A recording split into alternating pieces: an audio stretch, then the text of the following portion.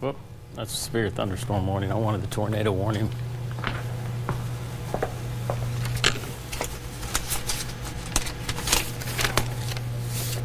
Flash flood, flash flood, flash flood. Flash flood. Good Lord.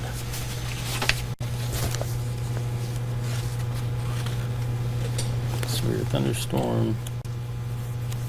Flash flood. Did it print? Yeah, here it is. Thanks.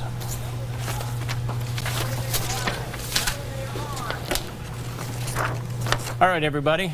Sorry about that. We're just now hearing we're on, but I want to give you an update on what we're doing. We have a new tornado warning, which is now in effect for Union County in southern Illinois, northwestern Johnson County, and also southern Williamson County, and that is for a possible tornado which was radar indicated, and this was at 9:04 they saw this, and that is actually a part of that line which has been trekking right across all of our viewing area throughout this evening. We do have a very stout line of severe thunderstorms which are just marching right across our area and will continue to, but we will see from time to time along a squall line like this, we have just enough spin in action to get a couplet to develop, a little area that starts rotating, and sometimes they reach down to the ground, sometimes they never even create a funnel cloud, they'll just be rotating, and that will be a few thousand feet off of the ground and we'll never see it. But now that it's nighttime, of course, we're looking at no visibility unless there's lightning around it at this point. I tell you what, I'm going to step out of the way here and go get the clicker, but we are going to continue giving you extended coverage throughout the duration of this. This will be until 9:30. The good news is it won't last that long, and I would bet offhand that we will likely see the area of rotation start to get absorbed in that main line. So keep in mind, if you are in any of these communities, we need you in a place that's safe right now. It's not going to take long. This is going to be a short-lived tornado, but certainly one which bears some watching. There was a report of some straight line wind damage with this section, and that was near Goreville, and that is about 10 miles northwest of Vienna. It's now moving northeast at 50. So the individual tornado is going to be embedded in that line, and this is not including Vienna, but it's just to the north and west of it. So I tell you what, I'm going to pop up our graphics here, and then that way we can drive it around. But Trent, you may get to do that after all. But here's Harrisburg, Vienna, Carbondale. There we go. Thank you. And let's put our data on for as far as the velocity data goes. We're probably looking at a couplet that's not real big, and boy, I tell you, we're headed to Louisville on that. But regardless, these storms are going to produce very strong winds, whether there's a tornado warning or not. And here's Goreville. There's 57. And I just don't see there's much in the way of a rotation or a couplet. There's a broad area that's trying to develop around Marion, but for the most part, that's actually north of the polygon. The possible tornado earlier was passing over Goreville, so that's what prompted them to pull the trigger on this warning. And that is tracking towards the north and east rather quickly at 50 miles per hour. But it's not showing a whole lot in the way of any structure at this point. So that being said, they're going to let this at least run its course until 9:30. And since we have a number of viewers in this area, we certainly want everybody aware that this may not be a big tornado. And if you're not anywhere in the path of this tornado, but you're in front of this line, you have to understand it's going to be very active as far as strong straight line winds, larger hail possible, and just torrential rainfall with this as the line swings through. But the encouraging news is it's moving very fast, so it won't be dumping a ton of rain all across the area very long. And again, that is our couplet right there. And I just am having a hard time seeing much in the way of any organization right now. So keep in mind, this is a radar indicated. We don't have eyes on it. We do have it showing up on the radar. This is likely pretty decent distance away from the radar sites. We're talking 5,000–6,000 feet off the ground, possibly a little bit lower. But there's the radar beam. And what happens with the radar is it shoots one angle, and as the Earth curves, that beam does not bend with the Earth's curvature. So that's why it starts to get higher and higher into these thunderstorms. But it will track towards the north and east at 50. So we'll just have to ride this out for the possible tornado there. And judging by what's going on in the chat, let's see. We are hearing that they're in Walker's Bluff, there are power lines that are down. That's from Jackson County Fire Department. And also some power outages in Heron.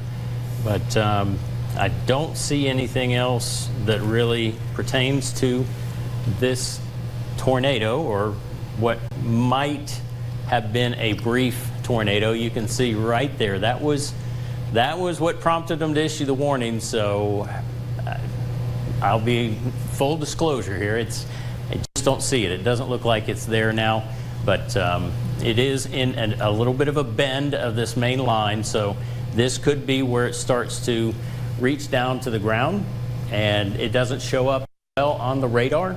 But again, when they're along a squall line like this, they usually don't last very long. And that's what happens, is these spin up and then they spin themselves out very quickly because of all the energy and the push from the main thunderstorm line. So either way, for those of you up the line, especially around Harrisburg, this portion of the storm will likely swing through your area. And again, a little bit of a notch pushing out like that. This whole line is going to be pushing winds in excess of 70 miles per hour. But in this one little section there, you might get a little bit more of a burst or a little bit of a downburst on the front edge. That's not uncommon. And then we're looking at hail in here, about 3/4 of an inch, nothing real large. And that's encouraging, but right now there's just not much that is showing up as far as a potential tornado. So as we talked about earlier in the evening, we'll probably have to deal with these tornadoes on and off throughout the night tonight, just because of the fact they develop so fast and they're inside of a squall line. You won't see these. These will be embedded in the rain and likely the front edge wind. So it's not going to be a tornado that you could go take pictures of or anything along those lines. It's going to be embedded, likely rain wrapped, maybe some hail around it, about 3/4 of an inch, but that would be about it. And here's some of the locations. Creel Springs, 918, Harrisburg, 936, El Dorado, 942, and then New Haven, we're looking at about 10 o'clock, and then Black at 10:16. So these are, it looks like Trent's put a new track on it, so that would basically cover this notch, which has developed especially to the south and east of Marion. So overall, we're looking at a line of storms that have actually been severe for a while now, and the reason the warning was issued is because of a brief rotation that happened on a couple of scans for the National Weather Service to issue this warning. And if you're not necessarily under the gun with this storm in particular, with the possible tornado, the main line is still very dangerous. Notice all that energy pushing through.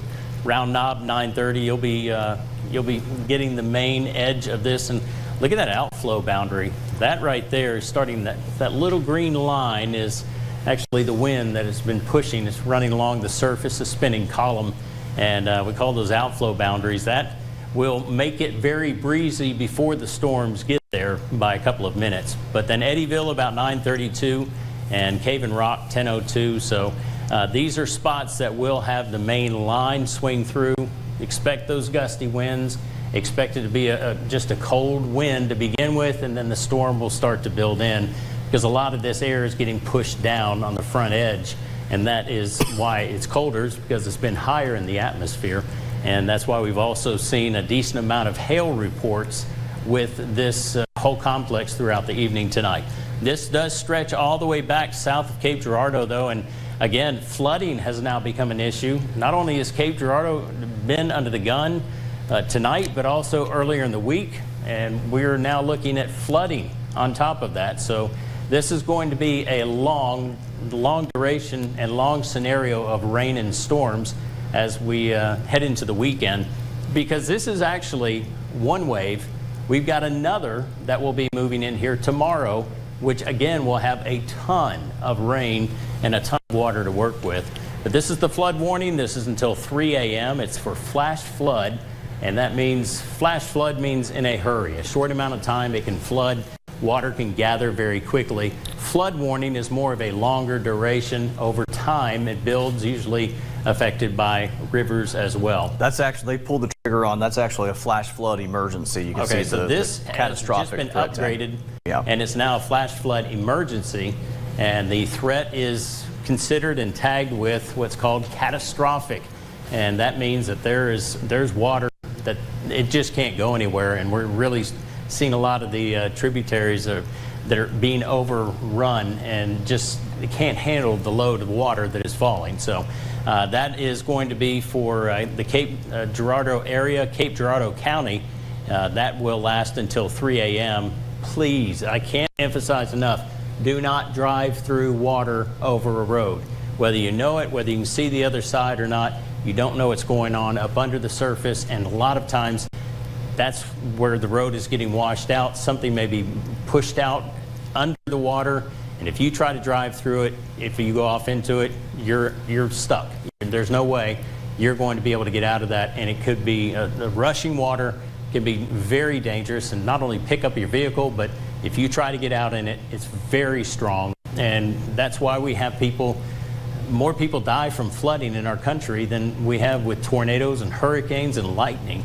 So take that in mind. If you see an area that is very heavily flooded, find a different route. Do not try to drive through it, especially if your car stalls out. So looking at this latest warning, well, I tell you, Trent, it is not looking like we have a tornado there. No, it's not. You know, I'm betting offhand that they're going to let this expire. If it was a straight up solid signature, I would bet we would be seeing a new warning coming out, but it doesn't look like that's going to happen. So what's likely happened is this line has absorbed it, and that's disrupted the rotation. And when you have, it's like a whirlpool in water. Once it's disrupted, it starts to fall apart, starts to level off.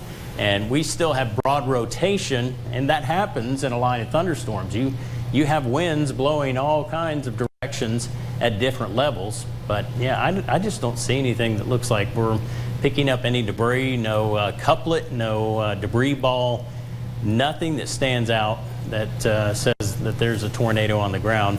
And actually, the rotation is now up here, and it was down here earlier tracking this way. So I would bet offhand we're starting to see a little bit of a spin on the north end of it, but that is just about out of the polygon area. So with that in mind, we'll go ahead and we'll back off on the coverage right now. I'll certainly be watching this throughout the evening, and then be back at about 10 o'clock with an update and a look at your forecast as well. But we'll still be watching the severe weather threat for the rest of tonight into early tomorrow morning. And if need be, we'll interrupt programming and let you know about a tornado warning. But right now, we're going to scale things back and take you back to programming at NBC.